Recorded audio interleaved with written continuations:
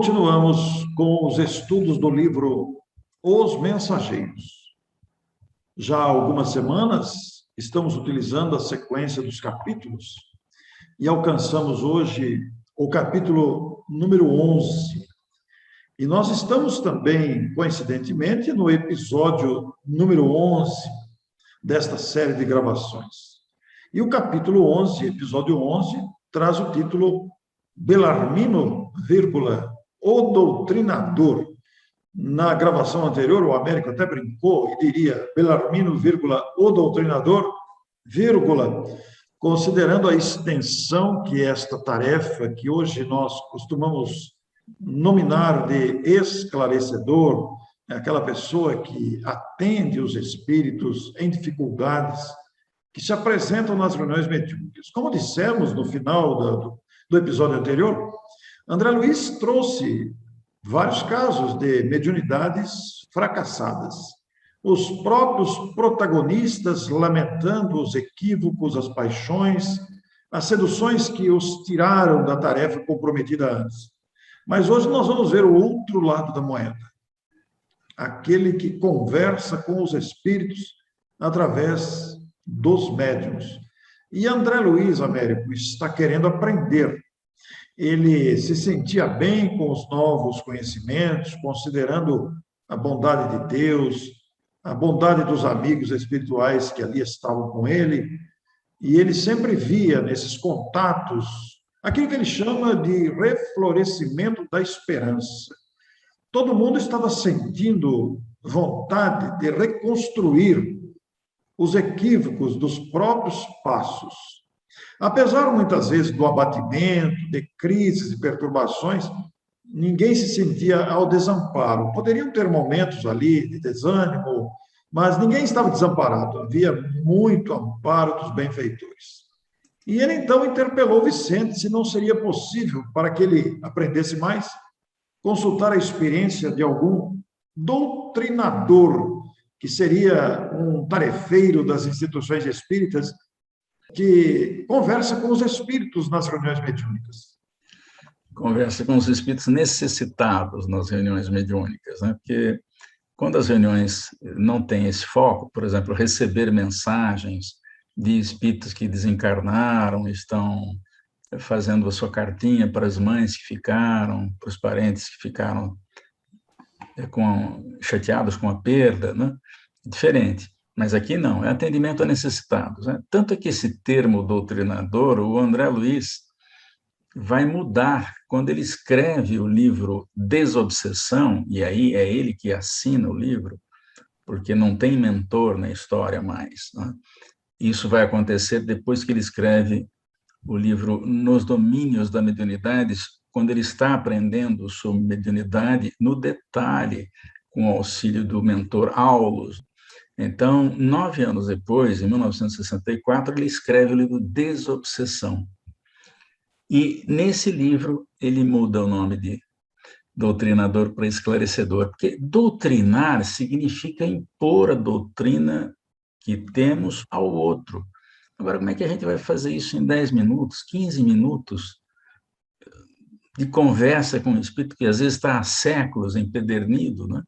É claro que os mentores tomam cuidado e levam espíritos mais fáceis de a gente ajudar, né? Mas como é que séculos de empedernimento podem ser dissipados em 5, 10, 15 minutos de conversa? Precisa ser muito bom para fazer isso. Você levantou um detalhe muito importante aí que os nossos telespectadores podem refletir conosco, né? Que os espíritos, às vezes, levam espíritos, entre aspas, mais fáceis para serem esclarecidos, né?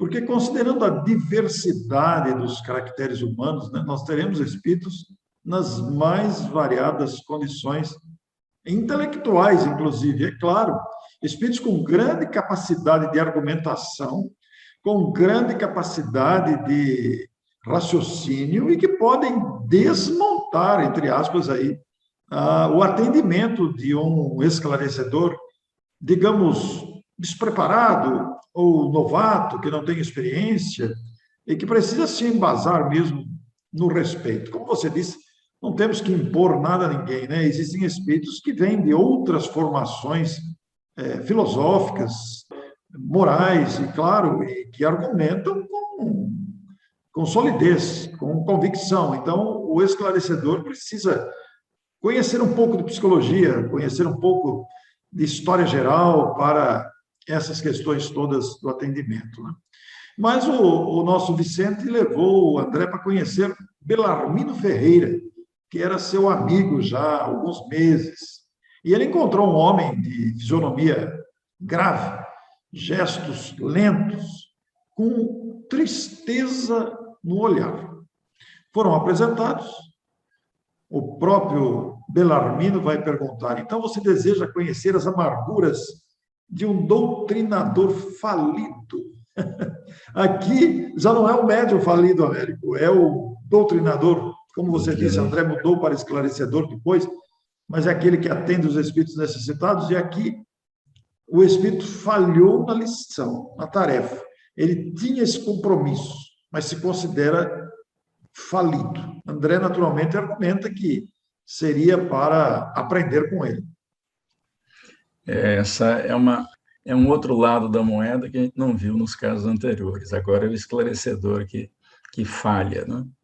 E acredito, inclusive, Orson, que muitas vezes a gente falha por não conhecer doutrina, minimamente, não é? Doutrina é uma coisa que a gente estuda sempre.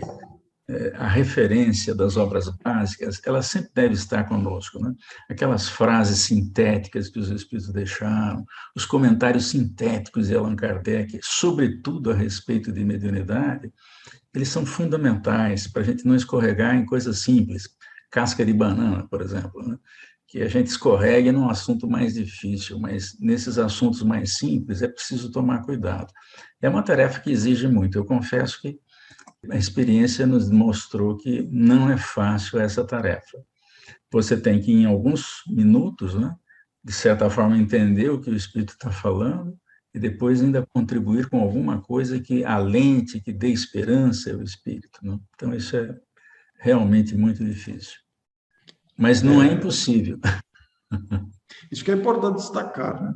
Porque o esclarecedor, ele não sabe quem está ali, não está vendo, nem sempre tem o auxílio que o faça entender a situação, ele tem que deduzir gradativamente, precisa estar atento às palavras para não piorar a situação do espírito.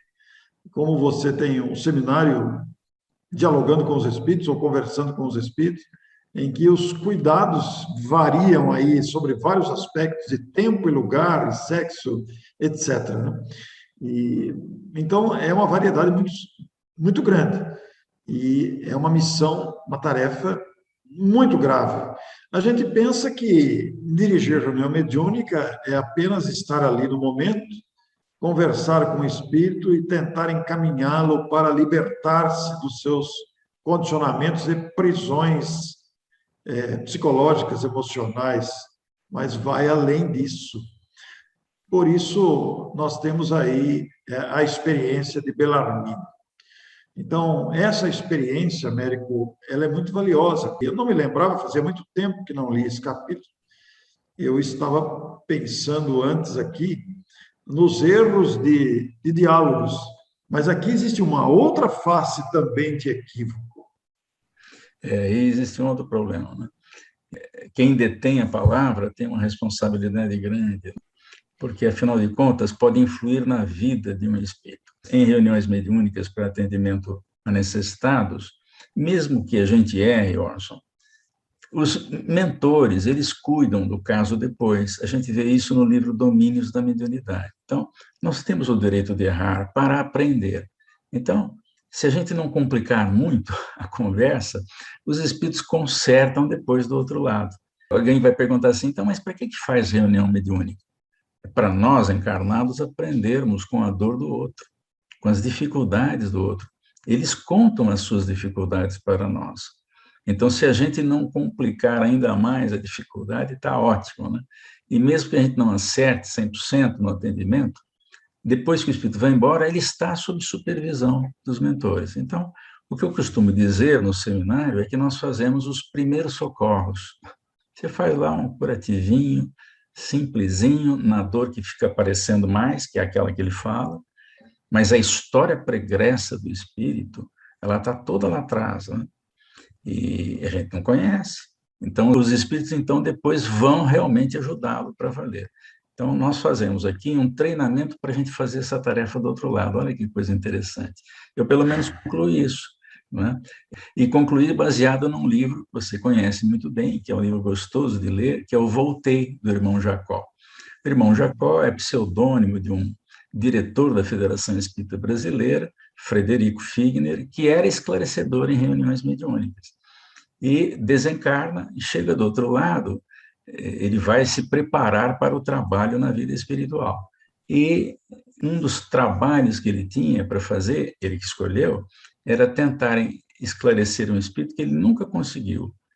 Então ele volta para se aproximar desse mesmo espírito, porque enquanto ele estava encarnado, ele não conseguiu fazer modificações nesse espírito. E vai conversar pessoalmente, sem o filtro do médium, tete a tete, olho no olho. E o espírito ainda põe o dedo no nariz dele. Cadê a sua luz, ô Jacó? Cadê a sua luz? Que coisa. Então, ele foi fazer esse trabalho de esclarecimento do outro lado.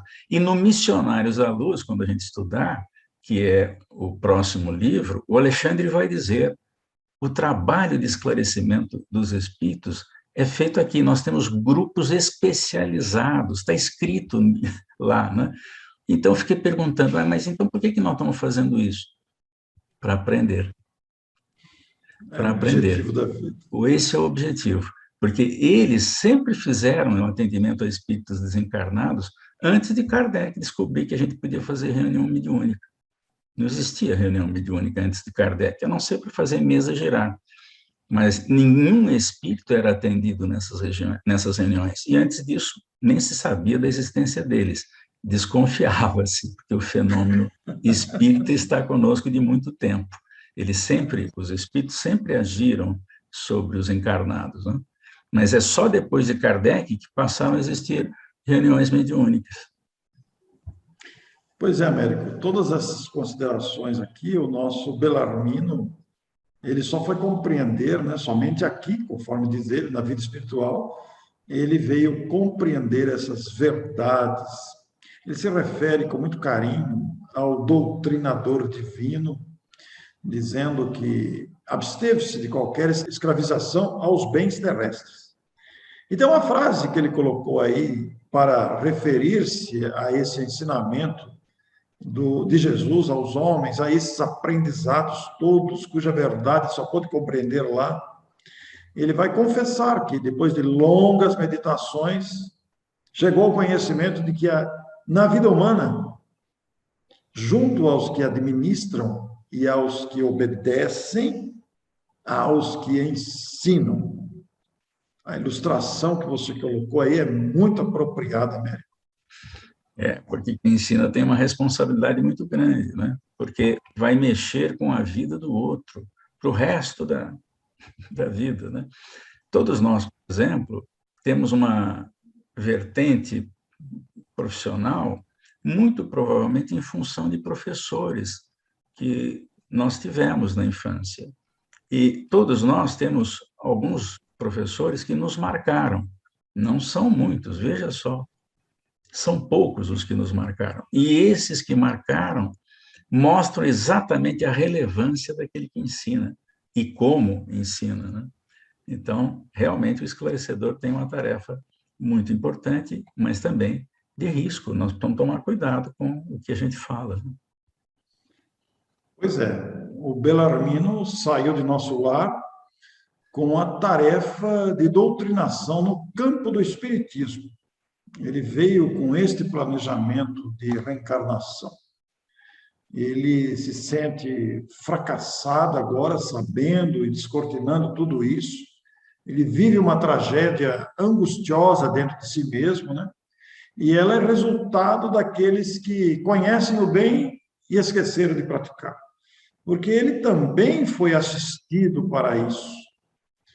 Ele foi preparado, contou com o amparo dos espíritos amigos, ele fez muitas promessas, não foram pequenas, Inclusive, ele cita a Elisa, que se dispôs a acompanhar ao serviço do bem, que seria a esposa, seria a companheira desvelada.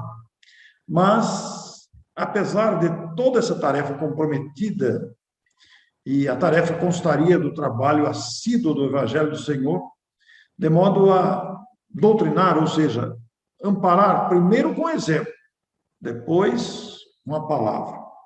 Mas ele se sente fracassado, Américo, porque, apesar de muitos médiuns que eles foram enviados, né, para a mediunidade, duas colônias importantes, circunvizinhas ali de nosso lar, enviaram muitos servos para a mediunidade e pediram ao governador cooperasse com a remessa de missionários competentes para o ensino e a orientação. Um destaque aqui para o planejamento reencarnatório desses trabalhadores. E, aliás, ele faz uma referência antes, que ele chega a pensar que nas esferas do Cristo há os mordomos, os cooperadores e os servos. E ele vai citar novamente esses que se classificam como verdadeiros servidores. E apesar do passado dele culpado, ele se candidatou ao serviço com o endosso do ministro Gedeão. Você lembrou bem, Wilson, o planejamento reencarnatório, no caso dele, olha só com que detalhe foi planejado. Então, companheiros de outras duas colônias foram designados para reencarnar próximo ao local onde ele ia reencarnar, para se juntarem depois num determinado centro espírita para desenvolverem a tarefa. Então, veja o grau de detalhe que existe no planejamento estratégico. E quando você faz um só, porque a sua palestra mostra isso, quando você faz um só exemplo de alguém que está se preparando, mas dá para perceber na sua palestra que tem um monte de gente envolvida que tem o seu planejamento reencarnatório. E eu sei que você conclui com isso, na citação da palestra, na citação final. Então, veja, até médiuns estavam encarregados de fazer com que ele desenvolvesse também a tarefa. Então, não é à toa que nós estamos juntos em determinados centros espíritas para fazer essa tarefa, ou outra, tanto faz. Você fez bem em citar isso, porque muitos de nós que estamos aqui participando desse estudo formamos grupos e estamos junto com outras pessoas. O planejamento de cada um envolve, eu vou repetir a palavra aqui, mas traduz o envolvimento de outros tarefeiros. Isso faz parte do planejamento.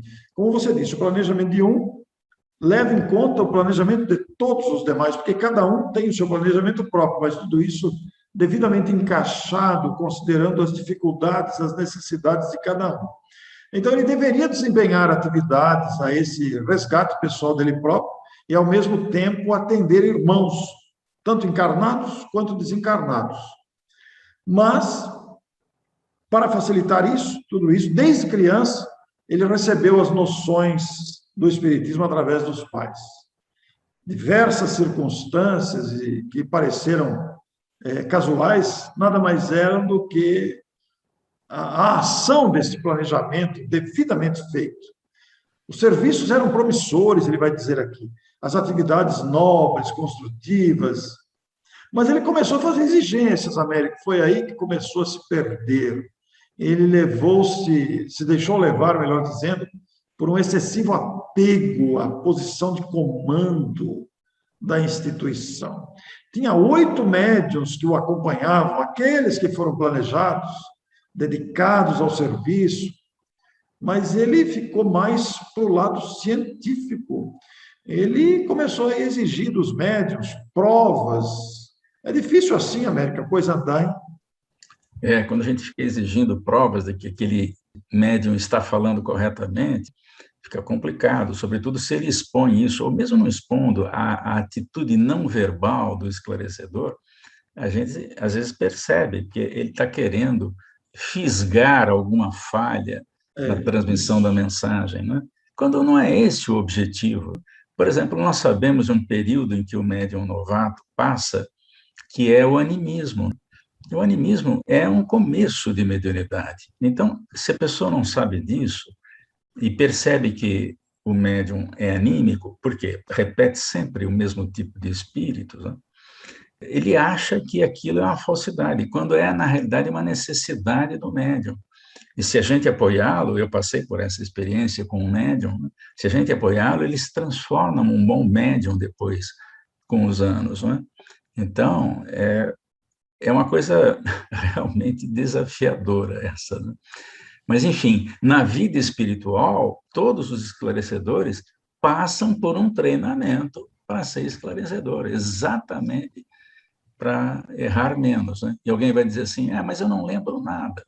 Então, mas lá dentro, de tanto repetir o treinamento, você já tem uma base, e aí é só desenvolvê-la com as oportunidades que a vida vai apresentar.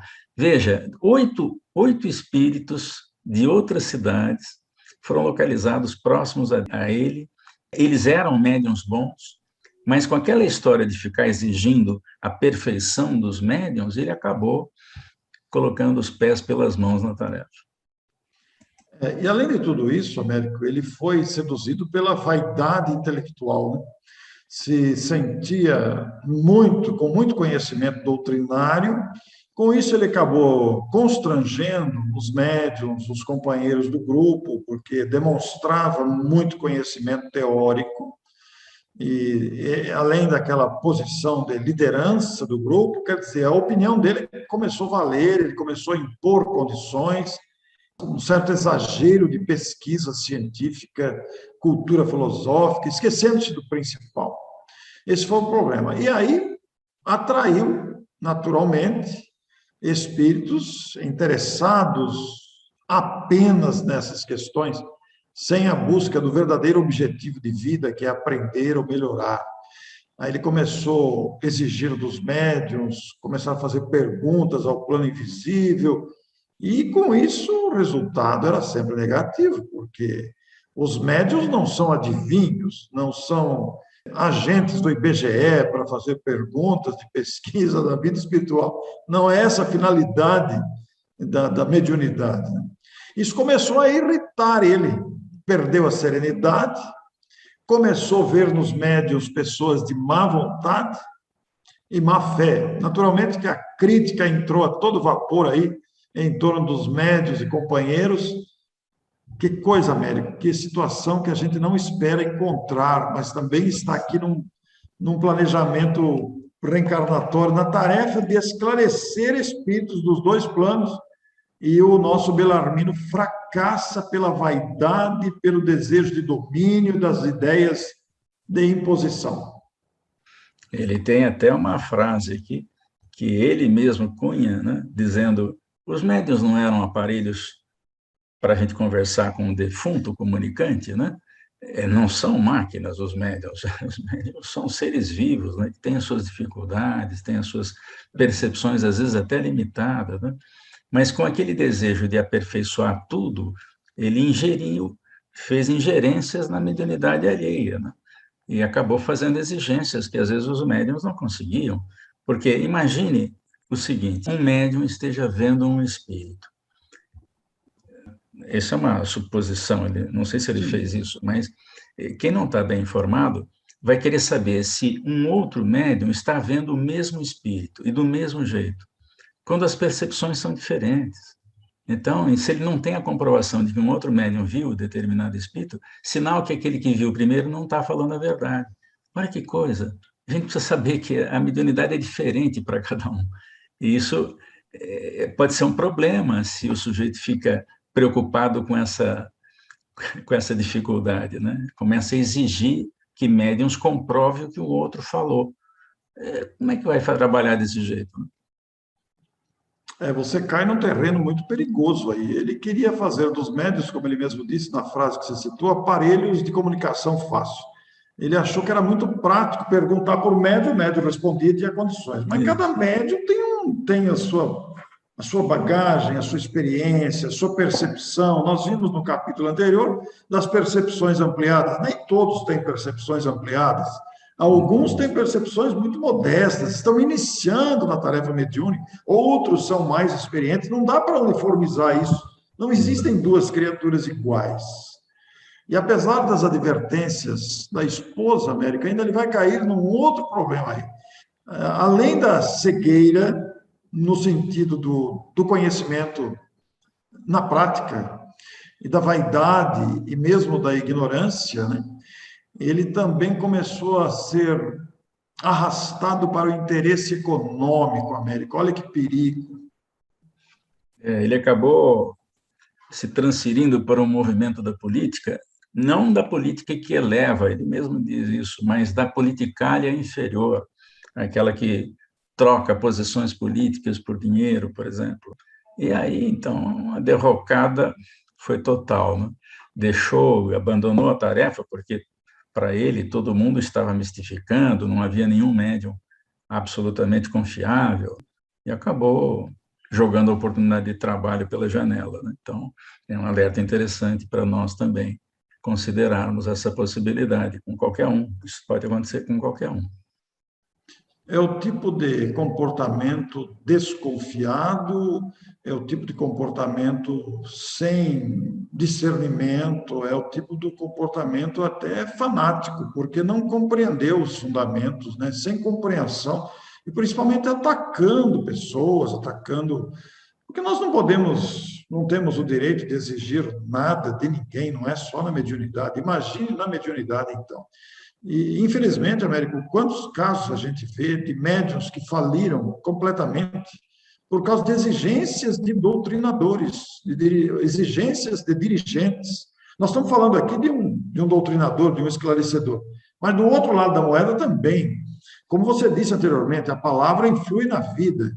Se esses médiums não são tão seguros, não são médiums preparados, ali no caso eles foram preparados, mas não estão livres de uma derrocada em função do comportamento do dirigente que eles confiavam, porque a direção dada pelo doutrinador pode pôr a perder muitos esforços. Eu mesmo já observei isso, médiuns que abandonam o grupo mediúnico Sim, exatamente por causa do doutrinador, ou do isso. dirigente, vamos dizer assim, né? Eu já vi as duas coisas, né? Ou porque o doutrinador não atua adequadamente, vou chamar de esclarecedor agora, ou porque o É. esclarecedor não atua adequadamente, ou porque o dirigente, que também é esclarecedor, e sempre deve ser, não age adequadamente, né? Eu conheço uma história, por exemplo, que um dirigente fez um elogio na primeira intervenção de um novato, de um médium, de um esclarecedor novato. Como era um esclarecedor que tinha a atividade profissional de desenvolver sistemas de computação no grande porte, era uma pessoa bastante acostumada a seguir um roteiro de perguntas que levavam a ele perceber exatamente qual devia ser a solução do problema. Então, na primeira intervenção, a pessoa se saiu muito bem. E no final, o dirigente fez um elogio a esse esclarecedor que estava fazendo o primeiro atendimento. A pergunta é: o que aconteceu com os outros dois esclarecedores que também estavam na reunião? Eles não foram elogiados? Por quê? Então, é uma coisa que nós devemos tomar muito cuidado. Elogios a médiuns, a gente só deve fazer elogios ao grupo. Quando o grupo faz um bom trabalho, a reunião corre escorreita, né? Corre tudo certinho, né? Sem grandes problemas, né? A gente faz um elogio, olha, o grupo estava muito bom, todo mundo cooperou, né? Agora, elogios particulares a médiums são complicados, a gente não devia fazer isso. Você toca num ponto fundamental, hein, Américo? Muitos elogios têm colocado muitos esforços a se perderem. É muito complicado. E Na área críticas mediúnica, também, né? a crítica desmedida e muitas vezes cruel é capaz de colocar uma mediunidade a perder-se completamente. E foi o que aconteceu com o Belarmino aí. Ele vai dizer: por aí estacionei muito tempo desviado dos objetivos fundamentais da tarefa, porque a escravidão ao dinheiro transformou os seus sentimentos. E aqui tem uma frase muito triste, Américo. Acabei meus dias com uma belíssima situação financeira no mundo, mas em um corpo crivado de enfermidades, com um palácio confortável de pedra e um deserto no coração. tarefa falida, Américo. Difícil, é uma conclusão difícil, mas que serve para todos nós que temos tarefa no Espiritismo. Nós não estamos isentos do erro, ele está permanente. Por quê? Porque é um mundo de expiação e provas. Nós não somos espíritos que têm tanta experiência assim que erram muito pouco, né? Ou nada, é o caso dos espíritos puros, né?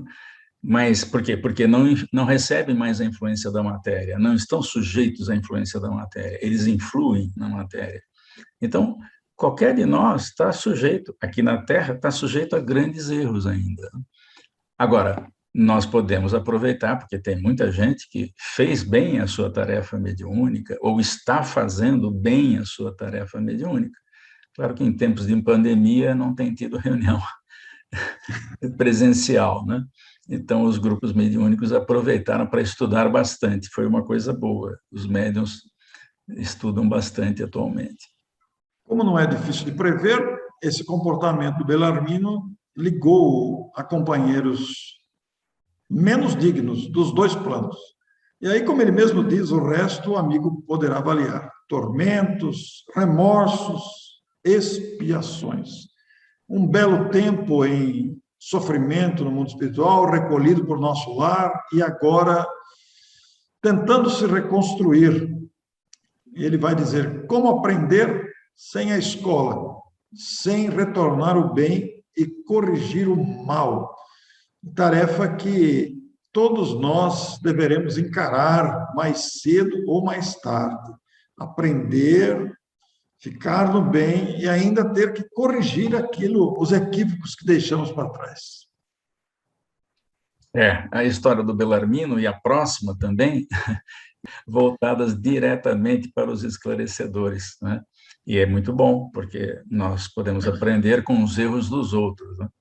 Ou nós fazemos os nossos próprios erros e aprendemos com eles, ou então a gente observa os outros e aprende com os erros também. Aí a gente vê o grande aprendizado de André Luiz. Ele termina o capítulo dizendo ao Belarmino: tenho certeza que não vim tão só ao centro de mensageiros, mas também ao centro de grandes lições. É o que nós estamos vendo aqui.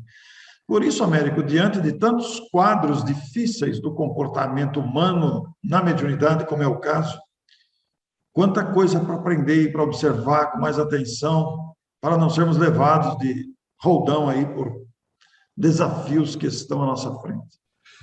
Não existe tarefa na Terra sem desafio. Qualquer profissão que a pessoa escolha tem o seu filé, mas também tem o seu osso, né? Toda profissão tem osso, né? Por quê? Porque envolve pessoas, e as pessoas são complicadas ainda num planeta de expiação e provas. Nós temos dificuldade de agir harmoniosamente, em grupo, por exemplo, né? Mas isso está mudando, né?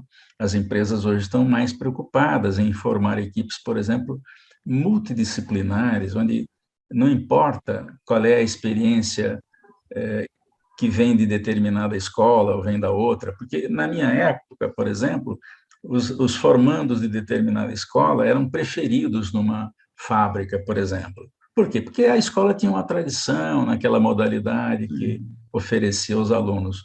Hoje não, hoje é fundamental que a pessoa tenha no seu grupo de trabalho experiências diferentes, né? Para a gente aceitar as diferenças. Isso é fantástico, isso já está acontecendo. Então, daqui para frente é melhorar essa harmonia dos diferentes. Muito bem, Américo. Concluímos aqui o capítulo 11. Como sempre, recomendamos aos amigos que leiam o capítulo na íntegra, porque o nosso comentário é muito curto, 30 minutos para todo esse conteúdo que aqui está repleto de lições e reflexões nas frases, nas entrelinhas. Tem muito material para ser visto, lido e refletido aqui. Fazemos um comentário motivador para que você leia a obra, releia a obra e aproveite seus ensinos, né? Na próxima semana, como disse o Américo, nós vamos conhecer um outro caso. É o capítulo 12, a palavra de Monteiro. Muito bem, então, para todos eles, até mais. Até a próxima. Obrigado a você.